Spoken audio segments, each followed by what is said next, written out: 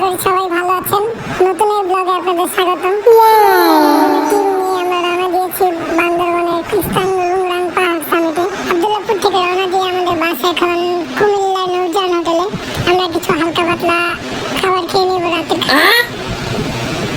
খাবার খেয়ে আমরা সবাই আবার বাসে উঠে পড়ব।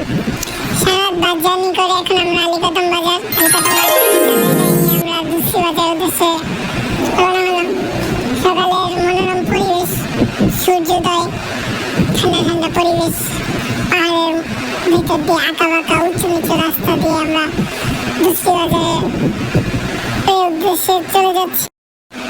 আলীকদম বাজার থেকে আমরা যে কদিন থাকবো, 2 দিন 3 দিন 4 দিন যেভাবে থাকে আমরা ওই দিনের বাজারগুলো করে নেব। যা যা খাবো সব ধরনের বাজার, শুকনো খাবার বেশি নেব। দুসি বাজার থেকে আমাদের ট্রেকিং শুরু হয়।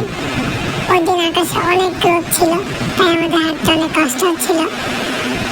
আমরা খুব ক্লান্ত। পাহাড়ের উঁচু নিচু পথ, ঝিরি পথ, পানি ঝিরি পাড়ি দিয়ে আস্তে আস্তে আমরা পাহাড়ে চলে উঠতেছি। এখন আমরা অনেক নিচে আছি। এখন ঝিরি ঝিরি তামাক চাষ হচ্ছে, এখানে পাহাড়িরা তামাক চাষ করছে। ওর মধ্যে রোদের তাপ ছিল অনেক, প্রচন্ড গরম। মধ্যে পানিতে হাঁটলে একটু ভালোই লাগে। ফলে করতে করতে আমরা আস্তে আস্তে আমাদের গন্তব্যের দিকে যাচ্ছি। আমরা পাহাড়ের চূড়ায় একটু রেস্ট নিলাম, বাতাস ছিল।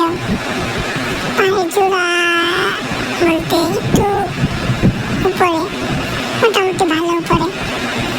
দেখুন আমাদের সবাই অনেক ক্লান্ত।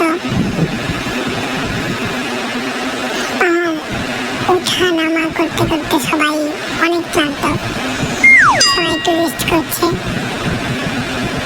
শেষ বিকেলে আমরা প্রায় 2000 ফিট উপরে আছি এখন। মিনিয়ান পাড়ার কাছাকাছি। আজকে রাত্রে আমরা মিনিয়ান পাড়া থাকবো।